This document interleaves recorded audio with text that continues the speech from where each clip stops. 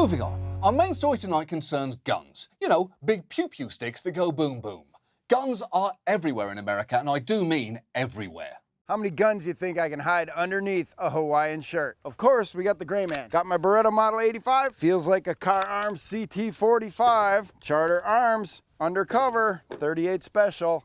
Grandpa Dave's old Derringer. This is a Sky CPX-2, Smith & Wesson 442. Oh wait, one more. North American Arms Sidewinder 22 Magnum, just in case you need something small. Wow, that is the second most horrifying thing you can find coming at you in a Hawaiian shirt, right after John Lasseter on National Hug Your Boss Day. Although I will say, the reveal of the Thumbelina-sized gun in his Tommy Bahama pocket was an M. Night Shyamalan-worthy twist. Well done, tiny gun. You are both superfluous and surprising. But this story isn't so much about guns themselves as it is about one particular law that significantly expanded how they're used. I'm talking about stand your ground laws. 30 states currently have them, and while they were initially pitched as a law and order measure to protect people forced to make difficult decisions in impossible life or death situations, in practice, they can be invoked in incidents that really seem like they didn't need to turn deadly. The man who shot and killed a father of 4 at a Florissant bar is free tonight. So far, the gunman's not facing charges for the shooting at Show Me's Bar and Grill on Wednesday afternoon. The St. Louis County prosecutor says he needs more time to decide whether he'll prosecute the gunman. That's because Missouri's Stand Your Ground law is complicated. Scott Berry was killed when an argument over how heavy a dog could weigh became physical. Holy shit! Not only is that a massive overreaction, it's a pointless argument. Everyone knows dogs come in a wide array of sizes, from pocket-sized sweeties to slender kings, to dense boys, to droopy boys, to big honking boys, to standard. That's just veterinary science. Stand your ground laws gained notoriety nearly a decade ago when police claimed that Florida's law kept them from initially arresting George Zimmerman after he shot and killed 17-year-old Trayvon Martin. More recently, they've been floated as a potential defense for the killers of Ahmaud Arbery, and those are just 2 devastating examples of many. And don't worry, we're not going to show you the far too plentiful footage of people getting shot in public places tonight. Frankly, we're just one senseless murder away from HBO Max putting this show in the endless parade of human misery category alongside Chernobyl and Entourage. But given the prevalence of stand your ground laws and the racial disparities in who they do and crucially don't protect, we thought tonight it'd be worth taking a look at them. And let's start with why exactly stand your ground laws were created. Because before they came along, most states already had self-defense laws on the books that traditionally included an element known as a duty to retreat, meaning you couldn't resort to using deadly force in a confrontation if you could safely avoid or de-escalate it. Now, in many states, an exception to this rule was the so-called castle doctrine, a legal theory arguing that your home is your castle and there you can use deadly force much more broadly to protect yourself against intruders. The key thing stand your ground laws did was remove that duty to retreat from public places, basically extending the castle doctrine to anywhere you have a legal right to be. If you have a reasonable fear someone might hurt you, you have just as much right to shoot them in the street as you would if they were coming through the window of your house. And this change was largely thanks to the advocacy of one woman with a pretty compelling story. Marion Hammer says she was walking to her car after a long day at the office when she was accosted by a car full of men. But she had a surprise for them. I drew the gun up through the headlights of the car and I aimed at the driver. And somebody in the car screamed, "The bitch got a gun." The bitch got a gun. I honestly did not expect to hear that come out of that woman's mouth. Help yourself to some hard candies in the ceramic pig? Absolutely. Take off your boots so you don't track anything on the wall-to-wall carpeting? Of course. But a curse word? In the daylight? Not in 10,000 contractions of the universe. But the important part of her story concerns what she claims a police chief said to her after she told her story publicly. The police chief told me, "Well, in that situation, if you'd called the police, we'd have arrested you because you were the only one who employed the use of deadly force." And that made me angry. And that argument is the absolute core of the case for stand your ground laws, that Marion Hammer could have been arrested for simply defending herself. Now, she wasn't, of course. That didn't happen, but someone said that she might have been, and that made her angry. But a few things there, because While everything about Marion Hammer seems like a sweet, everyday grandmother, right down to this feline glamour shot of her posted on a cat breeder's website, you should know she's also one of the country's most powerful gun lobbyists and a former president of the NRA. She has personally helped push through dozens of gun laws in Florida alone, including a 1987 bill allowing conceal and carry permits, a law then duplicated in some form in almost every state, leading to more than 16 million Americans currently having licenses to carry concealed handguns. So, that Margaritaville arsenal that you saw earlier, you have this Dana Carvey character to thank for that situation.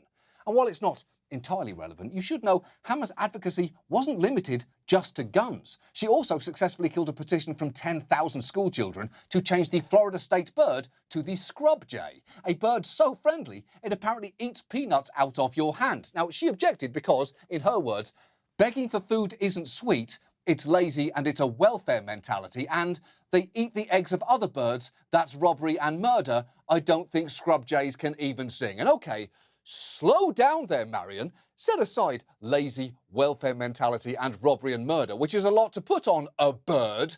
Scrub jays can't sing? You might want to tell that to the scrub jay, Marion. See? That's fine. Is it great? No, it's not great. It's fine. It's perfectly fine. Sure, the bird is no Mariah, but it's also no Roseanne. If that bird is anyone, it's Fergie. You heard me. The scrub jay is Fergie. Tweet it, talk it, put it in your pocket. I've made a flimsy take and I'm proud of it.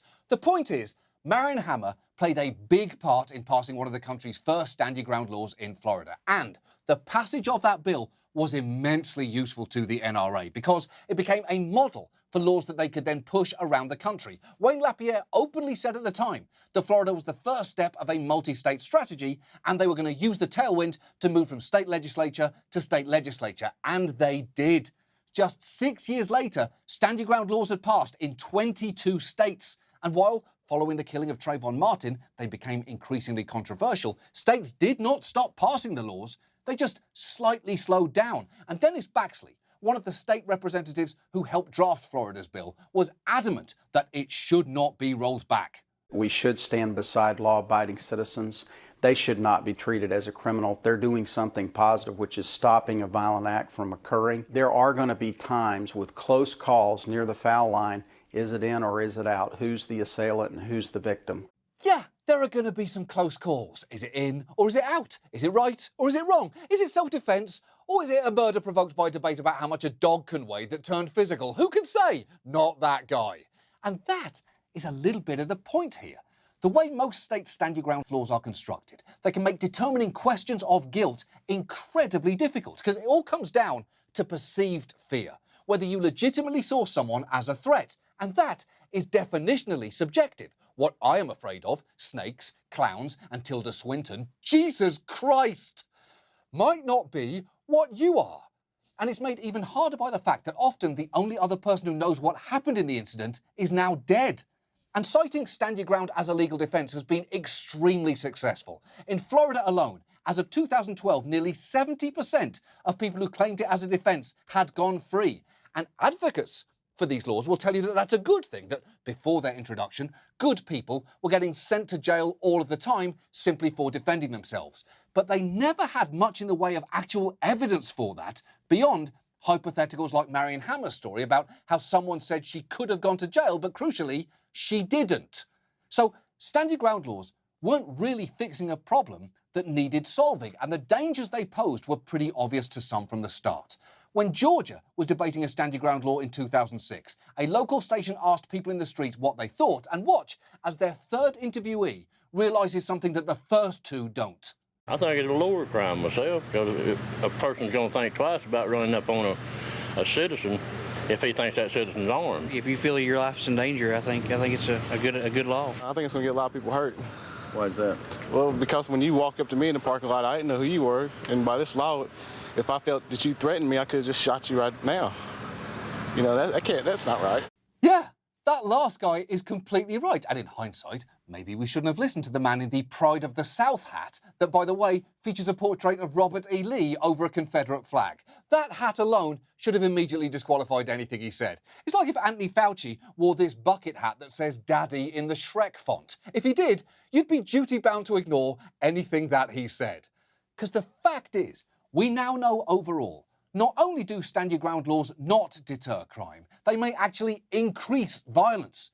In stand your ground states, homicides overall have increased nearly 11% since the law's enactment, whereas in states without those laws, the homicide rate went down by just over 2%. In fact, another study found such laws translate into an additional 600 homicides per year.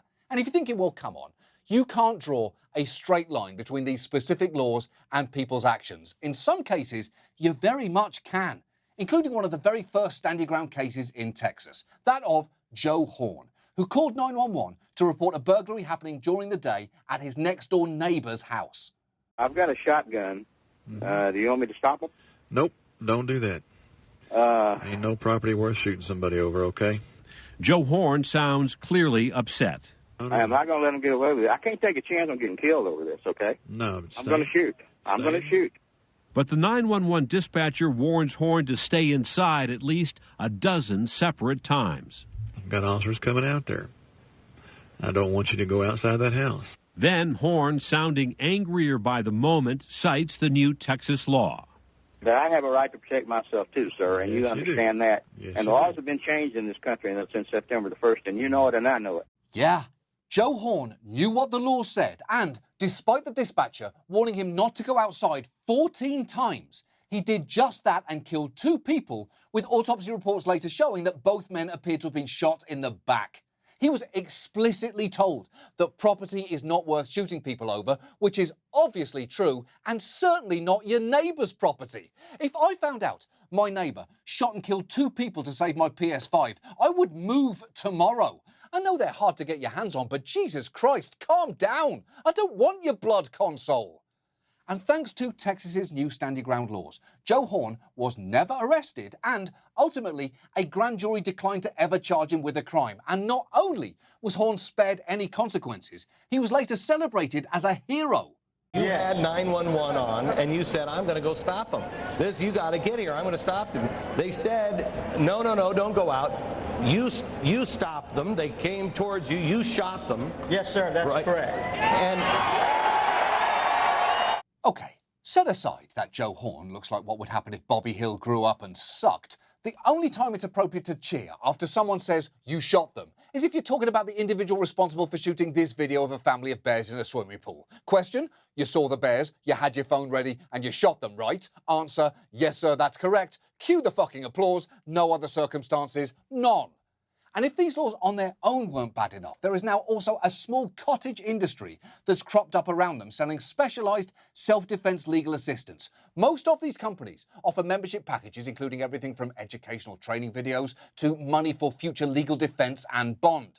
The US Concealed Carry Association insists it's primarily concerned with teaching conflict avoidance, but it also gives you a wallet-sized card with tips on how to handle the call you make to police after you've shot someone, a handy feature that their founder proudly touts to its members. This is my very own USCCA card. You can see my name on it, Tim Schmidt. On the back of the card actually lists the exact instructions on what to say to a responding officer. Explain, I was attacked, feared for my life, and I had to defend myself. Okay, setting aside the fact that looks like the most boring episode of SportsCenter imaginable, it does feel important to point out that they've essentially created a get-out-of-jail-free card. And that, mixed with that man's get-out-of-jail-free complexion, is a pretty awful combination. And at least one of USCCA's clients apparently took the advice on that card and ran with it. Carlos Garcia's ex-wife, Jailene Ayala, paints him as a loving father who would do anything for his children. She believes he was intoxicated when he showed up to pick up his kids and got into an argument with the next-door neighbor, Nick Julian IV, over him playing loud music in the car. Julian armed himself with a handgun and shot Garcia, he claims, in self-defense. Neighbors came out as Julian IV was on with 911. 911, what is your emergency? Yes, ma'am. I just had a man attack me in my front yard. He attacked me, and I had to use force. I was afraid for my life. Yeah. It seems all you have to do is memorize a few key phrases and you too could be free to shoot with impunity. It's basically Rosetta Stone for justified homicides. Because during his 911 call, Nick Julian made sure to say he feared for his life 3 separate times and can also be heard referring to his wallet and saying to someone, "You just need to call them, give them the account number and my attorney." And by the time the police arrived, he was already on the phone with the US Concealed Carry Association setting up his legal defense before his victim had even been declared dead. And I know it might seem like these laws are just a free-for-all to shoot someone who scares you, but the truth is there are some limits, and you probably know where this is going. Because while most civilian shootings involve people of the same race, when cases involve shootings across racial lines, there are significant disparities in whose fear gets believed. Because the odds a white-on-black homicide was deemed justified by the police were 281% greater than the odds a white-on-white homicide was. And the expansion of stand your ground laws have appeared to worsen that disparity. A fact I'm pretty sure would surprise exactly 2 of these 3 men. Not only that, but there are multiple examples where you would think if ever a stand your ground law would apply, this would be the case, and yet it didn't. Take Sawatu Salama Ra, who waved an unloaded, registered gun at a woman she believed was trying to hit her and her young daughter with her car. But even though her state of Michigan has a stand your ground law, and even though that incident clearly falls under a reasonable definition of self-defense without it, and even though she didn't even shoot the gun because, again, it was unloaded, she was sentenced to 2 years on the charge of using a gun to commit a felony. And while, after outcry, she was eventually able to plead to a lesser charge, that wasn't before she'd spent a year in prison and she was pregnant at the time and was forced to give birth in shackles. So, despite being introduced to increase safety, stand your ground laws actually increase violence and, given around 4 centuries of history, basing a law around who's afraid of who was always going to be dangerous. It's the reason Ohio State legislator Stephanie Howes stood up to oppose her state passing its stand your ground law back in 2018. When your presence, when your being, your blackness causes fear. Do you hear what I'm saying? I've been in these floors where I hear people tell me, you know people scared of you. It's people I have never interacted with. What do you do in places and spaces when your presence, literally your face causes someone to be fearful of you? This is a bad idea for people that look like me. Exactly. That is just one of the things that makes these laws so dangerous. They can exalt a white person's fear over a black person's life and are applied so unevenly that Sawatu Salama Ra gave birth in shackles while this guy gets a fucking parade. Stand your ground laws have contributed to a society where vigilantes with guns feel they have the right to decide what is safety, who is a threat, and what the punishment should be. They have turbocharged everything from road rage incidents to pointless disputes over dog weights. So, what can we do? Well, the answer is actually pretty simple. Don't pass any more stand your ground laws and repeal the ones that exist. They're redundant solutions to a made-up problem and they are actively doing harm. In the past year, at least 14 bills have been introduced in 5 states to roll their stand your ground laws back. And if you live in a stand your ground state, especially one where those bills have been introduced, you should absolutely write to your representatives to urge them to repeal them as soon as possible. And while you're at it, if you do live in Florida or, you know what, fuck it, any state, in the interest of annoying Marion Hammer, why not also demand that they make your state bird the Florida scrub jay so that it can maybe one day deliver its Fergalicious victory song? That's a B+ bird. That bird is fine. That's our show. Thanks so much for watching. We'll see you next week. Good night.